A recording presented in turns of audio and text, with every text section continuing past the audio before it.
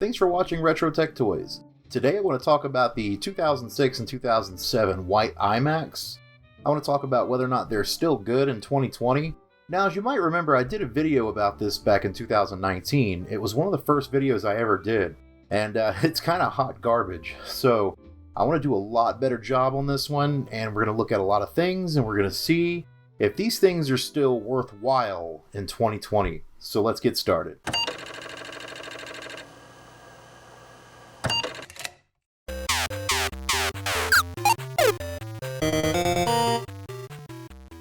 Alright, here she is. This is my white iMac. Now, this one is a little bit better model than the one I used last time. This one has 128 megabytes of video RAM. I believe it has an X1600 video card installed. It has 2 gigabytes of RAM. This one will go up to 4, but I have 2 in there, which is sort of close to what I had before. I believe I had 2 gigabytes in the model that I did last year as well. Now, we want to look at a couple of different things. We want to figure out exactly what we want our iMac to do in 2020 that makes it worth owning.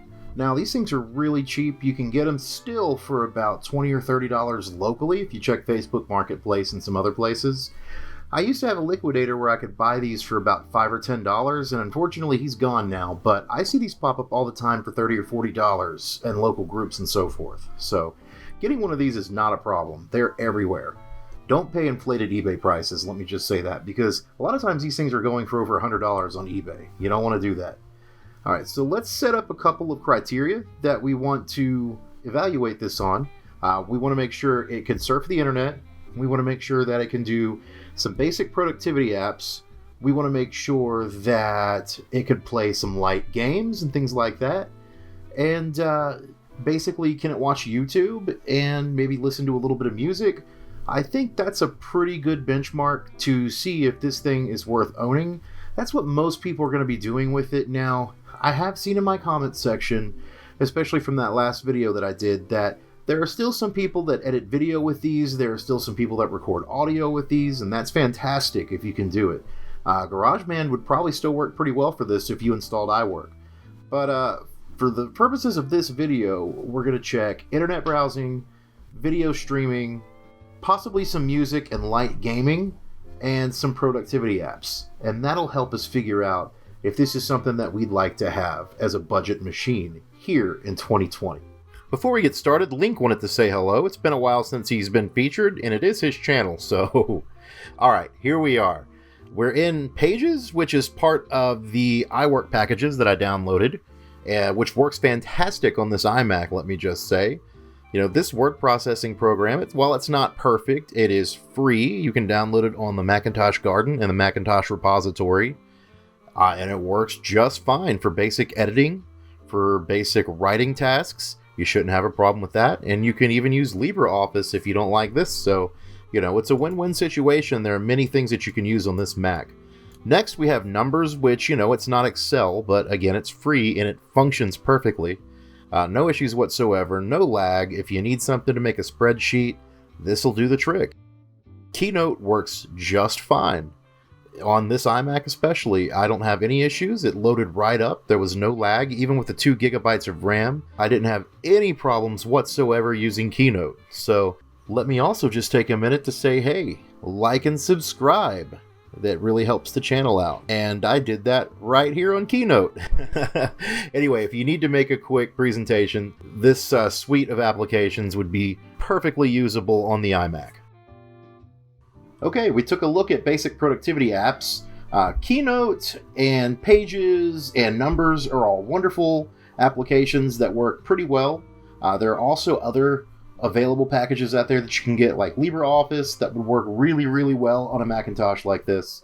You shouldn't have any problems whatsoever running any kind of productivity app. You shouldn't have any problems running an email client or anything like that. That should work really well. Alright, now we're going to check out Call of Duty 2. As you can see, it functions at a pretty high frame rate, and it's very, very playable. I don't have the sound on here because with certain major titles, I do get in trouble with YouTube for copyright, but I just wanted to show that you can do some gaming. Alright, we looked at some basic gaming. We played Call of Duty 2, which runs really well on this machine. You shouldn't have any problems whatsoever running games of that era. Just read the specs before you check it out. You can probably also play retro games on it. You can also use really old versions of OpenEMU, which is a collection of emulators that are put together into one package. If you get the older version, I think it's version 1, that should work on this Mac, although it's my understanding that updating the cores and all that gets kind of hard because it's an obsolete version. But you should still be able to play some retro games, and you should still be able to play games of the era such as Call of Duty 2. Okay, we've reached the internet portion of the video. Here's Macintosh Garden. You can actually go here and get a lot of great software for older Macs. Even some stuff that might work on a newer Mac, so that's a great place to go. Also, the Macintosh repository is another really good place. And I wanted to go to every Mac so you could see the specs on this late 2006 iMac. And I'm just going to scroll through them really quick. So, you know, websites are loading really well. We've been to 2 different websites now. After we get done scrolling through here, we will go through and check out YouTube just to see how YouTube does. Alright, we're headed over to YouTube, and we're going to show 1080p video playing through YouTube. Also keep in mind that this is on full screen, and it's actually running quite well. Remember, we've got a Core 2 Duo CPU, 128 megabytes of video RAM, and 2 gigabytes of memory. It says that on the side it has a list of the games, and that's not the side, I don't think. Here it is, right here, yeah. So here's all the games. So basically we've seen that it can handle internet surfing pretty well. It can surf YouTube, it can go to basic websites like Macintosh Garden or Macintosh Repository, which are, by the way, great places to get software for these old machines. You can do YouTube on 720p, sometimes on 1080. 1080 struggles a little bit, but yeah, the computer's fantastic for web surfing and basic web applications. Here is a very, very brief look at my MIDI controller being used in GarageBand.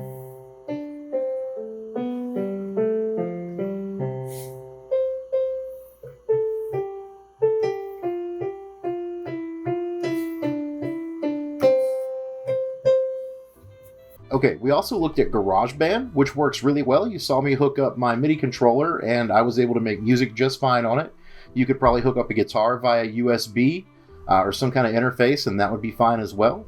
I actually have a USB cable that has a guitar connection on one end and a USB connection on the other, and that would work on here, and it would get you access to some of the amp sims and stuff that are contained within GarageBand. Also, iMovie does work. Wouldn't do anything too intensive with it.